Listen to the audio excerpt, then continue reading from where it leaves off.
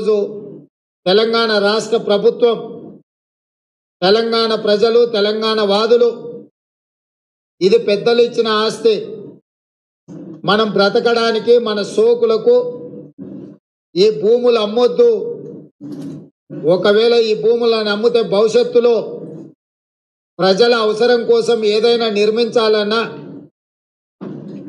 ప్రభుత్వ ఆసుపత్రులు కానీ విద్యాలయాలు కానీ చివరికి చచ్చిపోతే శ్మశానాలకు కూడా భూమి లేని పరిస్థితి ఉంటుంది. వీటిని ఎట్టి పరిస్థితులు అమ్మకూడదు. తెలంగాణ జాతి సంపదను 5 సంవత్సరాల కోసం ఎన్నికైన కేసీఆర్ గారు రాష్ట్రంలో ఉన్న అన్ని భూములను తెగనమ్ముకొని పోతే భవిష్యత్ తరాలకు ప్రభుత్వ భూమి అందుబాటులో లేకపోతే చివరికి శ్మశానాలకు కూడా కరువు వచ్చే పరిస్థితి ఉంటుంది. కాబట్టి ఈ భూములను అమ్మొద్దు అని చెప్పి ఒక పక్కన తెలంగాణ వాదులు చర్చ చేస్తున్నారు.